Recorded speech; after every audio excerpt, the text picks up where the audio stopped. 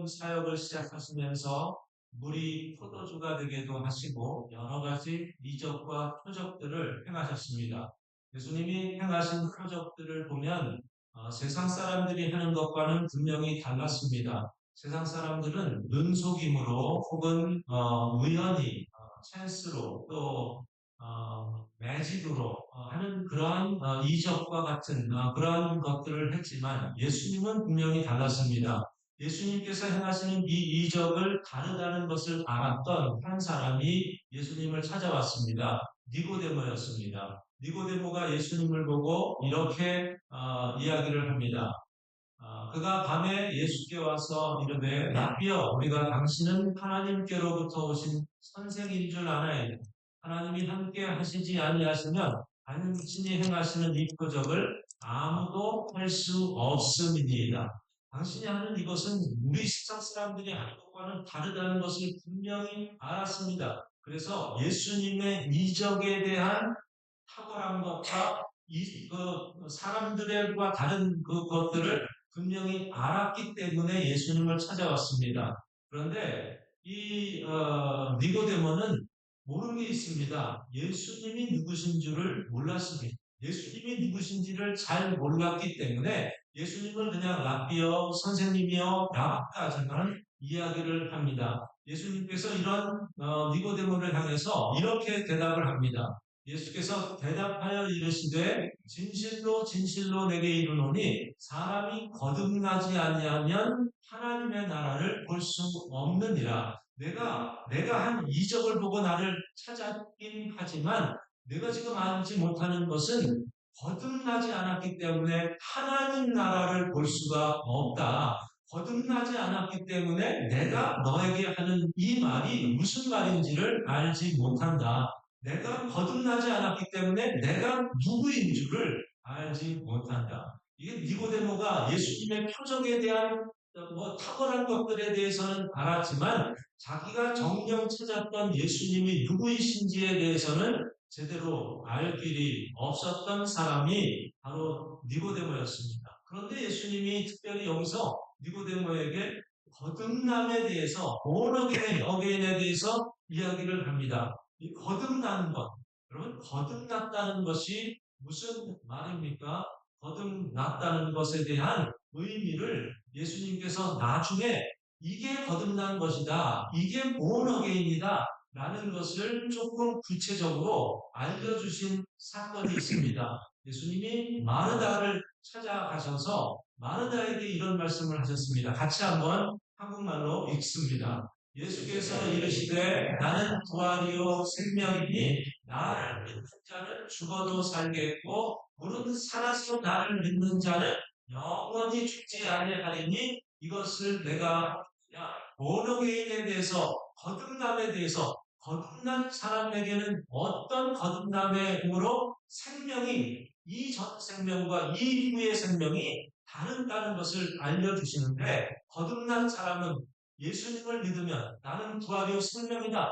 나를 믿게 되면 죽어도 산다. 라는 것을 이야기합니다. 그리고 영원히 죽지 않는 생명을 너에게 이미 안겨주게 된다. 라는 것을 주님께서 말씀하십니다. 예수님은 이것을 말씀만 하신 것이 아니라 주님이 실제적으로 죽으시고 부활하셔서 거듭남은 이런 거다.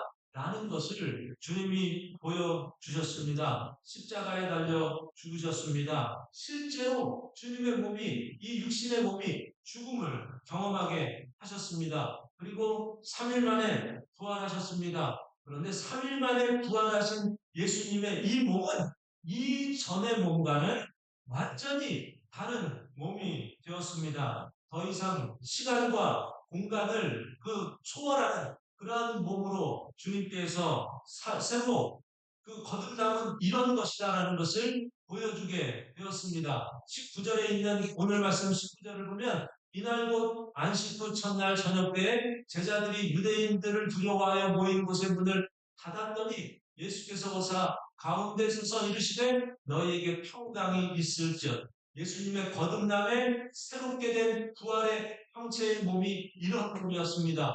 이 제자들이 문을 꼭꼭 다 사방에 있는 문들을 다 잠그고 그리고 두려움 가운데 있을 때 갑자기 예수님이 그들 앞에 나타나셨습니다. 공간을 초월한 그러한 주님으로 오신 것입니다. 그리고 고린도전서 15장 6절에 있는 말씀을 보면 그 후에 500여 형제에게 일시에 보이셨다라고 이야기합니다. 500여 형제가 한 자리에 있을 때 그 자리에 오셨다는 것이 아니라 다 각자 다른 곳에 있을 때 일시에 at one time 모든 사람에게 한꺼번에 공간을 초월해서 주님께서 나타나셨다라는 것을 말씀합니다. 이게 예수님의 부활하신 몸의 모습이었다는 말입니다. 이 주님께서는 하늘로 올라가셨고 그리고 주님께서 다시 동일한 그 몸을 가지고서 부활한 그 몸을 가지고 이 땅에 오실 것을 우리에게 약속하셨습니다.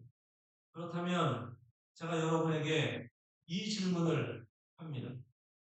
여러분은 거듭났습니까? 여러분이 거듭났다는 것을 어떻게 알 수 있습니까? 나는 부활이요 생명이니 나를 믿으면 예수를 믿는 사람, 예수를 나의 구주로 영접한 모든 사람에게는 거듭나는 바의 은혜가 선물로 우리에게 주어진 줄 믿습니다. 하나님께서 사람을 창조하실 때 이렇게 인간을 창조하셨습니다. 여호와 하나님이 땅의 흙으로 사람을 지으시고 생기를 그 코에 불어넣으시니 사람이 생명이 되니라. 땅의 흙으로 빚으셔서 그리고 거기에 하나님의 호흡을 불어넣으실 때 그게 살아있는 생명체가 되었다라고 이야기를 합니다. 그런데 그 생명체가 죽은 생명체가 되었습니다. 그 생명체가 죽게 되었습니다.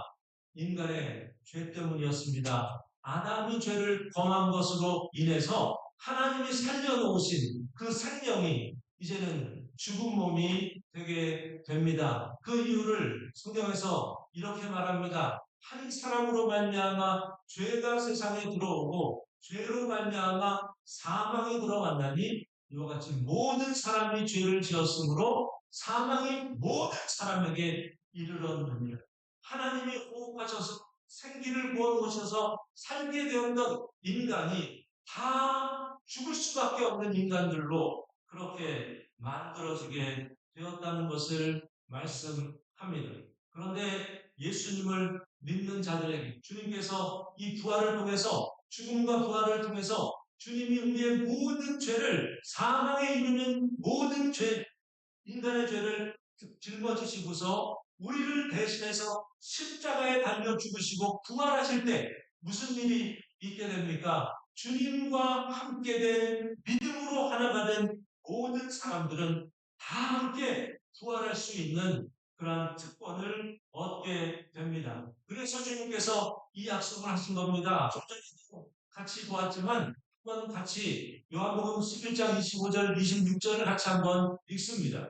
예수께서 이르시되 나는 부활이요 생명이니 나를 믿는 자는 죽어도 살겠고 무릇 살아서 나를 믿는 자는 영원히 죽지 않겠느니 이것을 내가 주님이 말씀하신 대로 이 본어게인 될 수 있는 그러한 그 분이 예수님이 먼저 그것을 이그샘플로 우리에게 보여주시고 그리고 주님께서 우리에게 약속하신 것 너희도 나와 똑같이 이 땅에서 거듭난 자는 영원한 하나님 나라 믿음의 상승 믿는 자는 죽는 것 같지만 죽은 것이 아니라 영원히 죽지 않는 생명을 얻게 된 것이다 라는 것을 주님께서 약속하셨습니다. 이 약속은 지금도 유효한 약속입니다. 여러분이 이 약속에 대해서 아멘 하실 수 있다면 우리에게도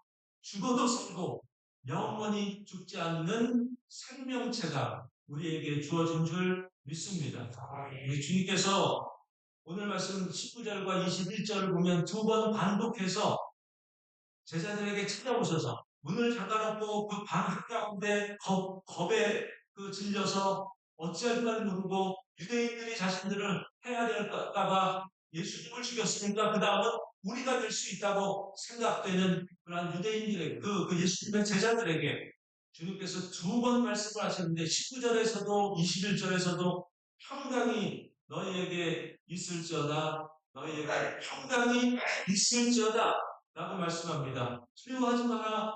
평강이 너희에게 있다. 이 평강은 주님께서 주시는 평강은 세상이 주는 것과 같지 않는 것입니다. 이 평강은 돈이 많거나 건강하거나 많은 음식을 먹기 때문에 올 수 있는 평강이 아닙니다. 예수님만 줄 수 있는 평강입니다. 어떤 일로 인해서 이 평강이 있게 되게 되는지를 주님께서 평강이 있을지어다, 평강이 있을지어다 바로 그 뒤에 22절에서 이런 말씀을 합니다.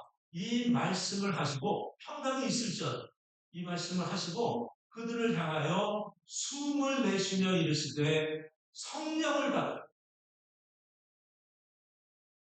좀 전에 아담으로 인해서 모든 사람은 죽게 되었다고 했습니다.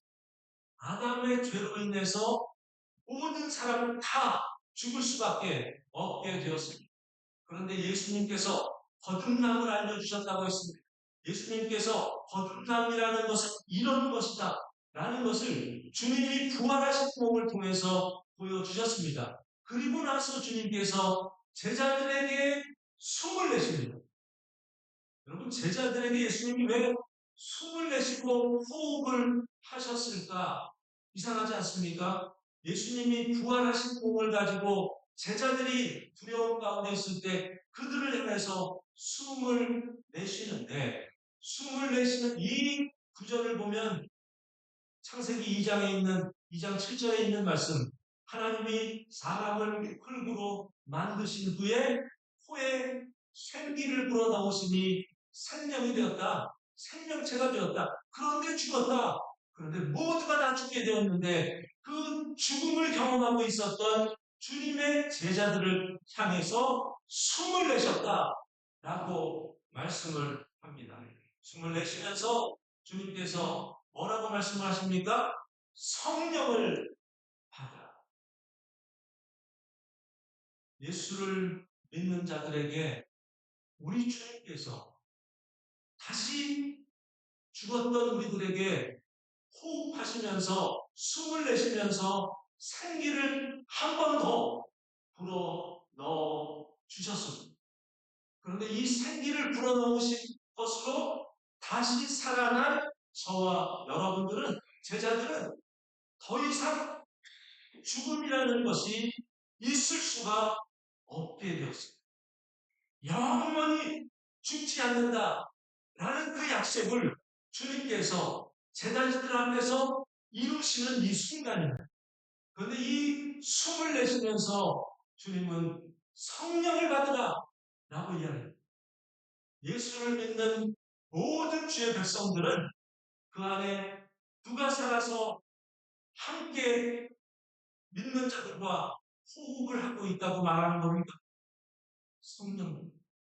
성령님이 여러분이 예수를 믿는 그 순간부터 성령님이 우리와 함께 호흡하고 있습니다.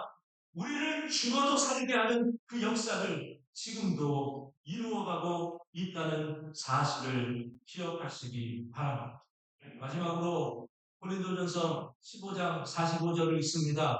기록된 바 첫사람 아담은 생명이 되었다 함과 같이 마지막 아담은 살려주는 영이 되었다.